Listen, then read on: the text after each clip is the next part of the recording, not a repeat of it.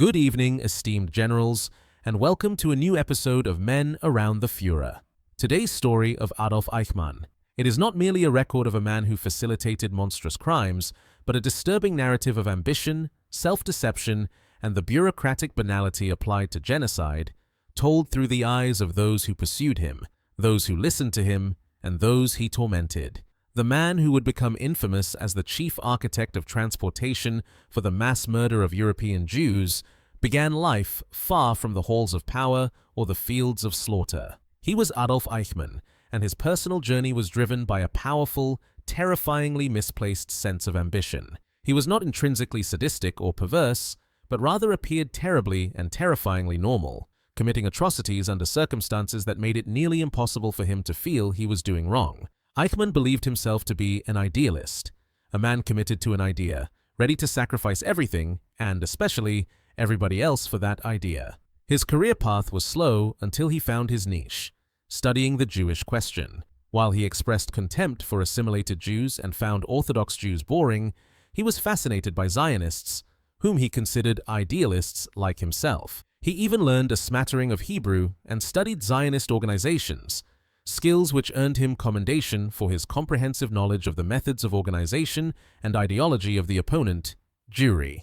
His personal success story began dramatically in March 1938 in Vienna, where he was assigned the task of forced emigration. This was his first major job, and he achieved spectacular success, forcing thousands of Jews to emigrate in short order. He would later recall this time as the happiest and most successful period of his life. In his own mind, he and the Jewish functionaries were all pulling together because he believed the Jewish people desired to emigrate, and he was merely there to help them while satisfying the regime's desire to cleanse the country of Jews. This twisted view, where he saw himself as doing justice to both parties, revealed his almost total inability ever to see things from another person's point of view. By the time the war began, Eichmann had established himself. He was known as the Tsar of the Jews, or manager of the Holocaust, and he achieved a level of fame that many dream of. He closely monitored his public image, collecting press cuttings from foreign newspapers that smeared his work, demonstrating his pride in his prominence. As the war progressed, Eichmann's role transitioned from enforcing emigration to coordinating mass annihilation, a change that saw the term final solution move inexorably toward extermination. Eichmann claimed to have personally coined the phrase final solution. His function was crucial. He became the most important conveyor belt in the entire operation, acquiring a key position because his office organized the means of transportation. He was responsible for stripping whole Jewish populations of their rights, seizing their wealth, forcing them into ghettos, and then deporting them to the camps for extermination. When the order for physical extermination came from the highest levels of the regime, Eichmann, though a meticulous bureaucrat, was not always eager to face the grim reality of his efficiency. He traveled east to witness the methods firsthand, using final solution as a kind of password. During a visit to brigade leader Odilo Globoknik in Lublin, he was shown the gassing process, how an engine from a Russian submarine would be set to work, filling small wooden bungalows with gas to poison the victims. Eichmann confessed that this display was monstrous to him. He felt physically weak and experienced an inner trembling, claiming he was not so tough as to be able to endure something of this sort. Despite his apparent physical revulsion, he remained dedicated to the mission, upholding the idea that the leader's words had the force of law. He was constantly fighting what he described as complete chaos in the process, coordinating all efforts to move Jews to the killing centers. In Hungary in 1944, Eichmann undertook what he viewed as his masterpiece. He went in with a combination of desperation and megalomania. He convened the city's Jewish leaders, promising them freedom once victory was achieved, while simultaneously finalizing the railway schedules to deliver Hungarian Jews to Auschwitz. He called the Jewish leaders into his majestic hotel office and later flew into a rage when urged to allow some safe harbor, declaring, "Once I've said no, it's no. I've got to clear the Jewish filth out of the provinces." During this period, Eichmann cavorted around Budapest, drinking heavily and sleeping with his mistresses, while Jewish communities were systematically destroyed. His performance was highly effective, earning him a reputation for pursuing Jews with the obsession of a madman. The terrible result was the deportation of 437,402 men, women, and children. As the regime collapsed, Eichmann, the meticulous administrator, was busy destroying documents and forging identity papers. It was in these final days that he uttered his most infamous boast to his subordinates: "I will jump into my grave laughing, because the fact that I have the death of 5 million Jews, or enemies of the Reich, as he later claimed, on my conscience gives me extraordinary satisfaction." He was later accused of trying to spread the idea of his own death by suicide at this time. The war ended, and the man who had ordered the transport of millions became Adolf Karl Barth, a name he chose to disappear among the prisoners of war. He was captured by American soldiers and placed in a camp for SS men, but none of the standard interrogations uncovered his true identity. He went by the alias Second Lieutenant Otto Eckmann and safely passed through interrogations on his wartime activities, but the fear never left him. He worried constantly that somebody would recognize him. By early 1946, he had grown increasingly nervous. He even confessed his true identity to a woman named Nelly Kravitz, explaining that he had been involved in concentration camps and assuring her that if he were caught, he would face execution or a long prison sentence. Eichmann eventually escaped the prison camp and spent 18 months living as a simple lumberjack, adopting the alias Otto Henninger in Lüneburg Heath in northern Germany. He felt like a mole rather than a man. His existence was tranquil, focused on stacking heavy ammunition in an Air Force warehouse and taking occasional Sunday drinks at the local tavern. Yet, he was reminded of his old life in the newspapers. He claimed to have found a whole pile of old newspapers with headlines screaming "Mass Murderer Eichmann," confirming that his name had become notorious long before his trial. The capture and confession of Auschwitz Commandant Rudolf Höss brought Eichmann's involvement in the extermination camps back into the news. His hiding place was just a few miles from the former concentration camp of Bergen-Belsen, which was then a displaced persons camp. He was living right next to his victims, who were buying food and supplies. This spectral scenario shocked him. He recalled thinking, "They all should have been killed, and there those fellows are, doing deals with me." By 1950, finding anonymity in Europe was too difficult. Eichmann's reputation as the advisor for Jewish affairs meant he was simply too well known to remain undiscovered for long. He saw no solution but to escape, leaving Europe from Genoa with new papers. He traveled to Argentina under the new alias Ricardo Klement, where he finally felt he could live. Argentina offered a haven for former members of the regime, a place where Eichmann could finally be amongst like-minded people. He found work on a hydroelectric power station project and later led a troop of surveyors. But the solitude wore on him. He confessed later that his greatest suffering after 1945 was the mental burden resulting from the anonymity of my person. He yearned to return to visibility, declaring he wanted to say openly, freely, and proudly that I am Adolf Eichmann, former lieutenant colonel in the SS.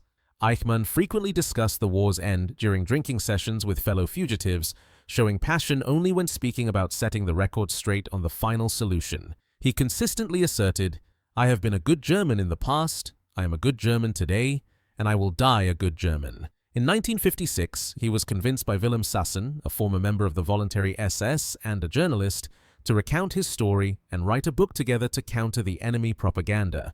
These Sassen interviews were tape-recorded over weekly 4-hour sessions, often lubricated by a couple of bottles of red wine. Other Nazis sometimes sat in, curious to hear what Eichmann had to say.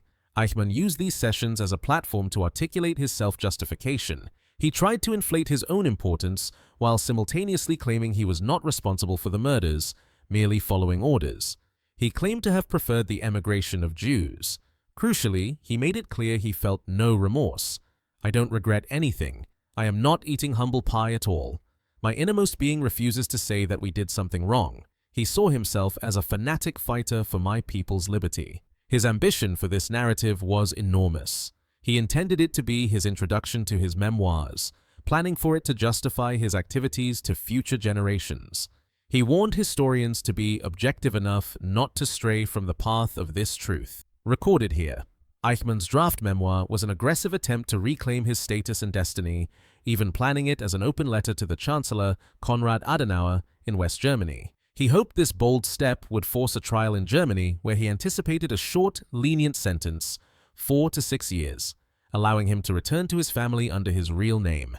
Despite his efforts to paint himself as an aggrieved truth-teller and historian, Eichmann's hubris proved treacherous in the Sassen circle. His associates were desperate to disprove the widely circulated claim of 6 million Jewish deaths, viewing it as a lie perpetuated by the enemy. However, during one session, Eichmann gave an unsolicited, emphatic address to the group, confirming his old boast from 1945. He reaffirmed his satisfaction with his contribution, stating he would leap joyfully into the pit, in the knowledge that around 5 million enemies of the Reich have been killed along with us. This monstrous, cynical speech left the listeners uneasy, shattering their hopes that Eichmann would prove the mass murder was a lie. He had unintentionally confirmed that his confession about millions of deaths was not a lie told under duress, but his genuine, proud belief. The Sassen project, aimed at redeeming the regime, failed dramatically in that moment. By 1959, the Israeli secret services learned that Adolf Eichmann was living in Argentina as Ricardo Klement. The puzzle was less how he was found, but why it took so long, considering his penchant for boasting. On the evening of May 11, 1960, the long hunt ended. As Eichmann alighted from the bus returning him from work, he was seized by 3 men and bundled into a waiting car. The operation was professional, without unnecessary violence. When asked who he was, Eichmann immediately replied, "I am Adolf Eichmann." He stated, surprisingly, that he knew he was in the hands of Israelis, having read about the order for his capture. For 8 days, he was held in a safe house. He was asked to sign a declaration of consent to stand trial in Israel. To the surprise of his captors, he insisted on writing his own text, declaring, "I, the undersigned, Adolf Eichmann, declare of my own free will that, since my true identity has been discovered, I realize that it is futile for me to attempt to go on evading justice. I state that I am prepared to travel to Israel to stand trial. I wish at last to achieve inner peace." The interrogation began shortly thereafter, conducted by Captain Avner Less of the Israeli police. Eichmann began to speak at length about his personal history, agreeing to allow recording equipment in the chamber. Less quickly noticed that Eichmann's forthrightness was a deception. He was rehearsing the defense strategy used by his comrades at Nuremberg. He would lie about his direct involvement until confronted with documents, then resort to saying he was merely following orders. Eichmann minimized his role, claiming he was only a small cog. He insisted that his main job was simple administrative coordination, yet he had implemented operations across Europe that systematically stripped Jews of their rights and wealth before their deportation. When Less finally asked if he was prepared to stand trial in Israel, Eichmann replied forcefully, "No, definitely not. All I did was follow orders. I should be judged in Germany, or in Argentina. I am a citizen here, but not in Israel." The Israeli investigators, aided by the massive cache of war documents and the partially secured Sassen interviews, compiled an indictment that totaled 3,564 pages of transcript from over 275 hours of taped interrogation. The trial of Adolf Eichmann, formerly known as Criminal Case 4061, began in Jerusalem in 1961. The intention of the trial, steered by David Ben-Gurion, was as much about laying bare the comprehensive horror of the Nazis' program to exterminate the Jews as it was about prosecuting a single man. Eichmann sat alone in a glass booth built for his protection. He was described as a medium-sized, slender, middle-aged man, constantly craning his scraggy neck toward the bench, maintaining a desperate self-control despite a nervous twitch in his mouth. Prosecutor Gideon Hausner opened his case with a chilling statement, declaring that he was not standing alone. "With me are 6 million accusers, but they cannot rise to their feet and point an accusing finger towards him who sits in the dock and cry, 'I accuse.' For their ashes are piled up on the hills of Auschwitz and the fields of Treblinka, and are strewn in the forests of Poland. Their graves are scattered throughout the length and breadth of Europe. Their blood cries out, but their voice is not heard. Therefore, I will be their spokesman, and in their name, I will unfold the terrible indictment." The defense, led by Dr. Robert Servatius, claimed that Eichmann had merely followed orders within a criminal state. Servatius argued for acquittal on the grounds that Eichmann's acts were acts of state, an exercise of sovereign power outside the legal realm. Eichmann, speaking in his own defense, offered long-winded, elliptical passages, often bewilderingly contradicted by their endings. He employed his officialese, a language filled with stock phrases and cliché, revealing a defect that amounted to an inability to speak in an original way, fundamentally linked to an inability to think from another's standpoint. He claimed he had never killed a human being or given an order to kill, insisting he could only be accused of aiding and abetting the annihilation of Jews, which he conceded was one of the greatest crimes in the history of humanity. He boasted that he would have killed his own father if ordered to do so, emphasizing what an idealist he considered himself. The infamous pages from the Sassen interviews proved particularly damning, demonstrating Eichmann's willingness and vigor in executing his anti-Jewish duties, contradicting his claims of being a mere automaton. Observers struggled to reconcile the unspeakable horror of the deeds with the undeniable ludicrousness of the man who perpetrated them. The political theorist Hannah Arendt famously observed that the nature of his evil was banal, emphasizing that he was neither perverted nor sadistic, but terribly and terrifyingly normal. He had no motives at all except for a relentless diligence in looking out for his personal advancement. The weight of evidence, the Avner. Less interrogations, captured German documents, witness testimony, and the Sassen Papers placed Eichmann at the nexus of the Holocaust. He was convicted and sentenced to death. Eichmann maintained his composure to the end, even asking his brother to research what German philosopher Martin Heidegger thought about the last rites.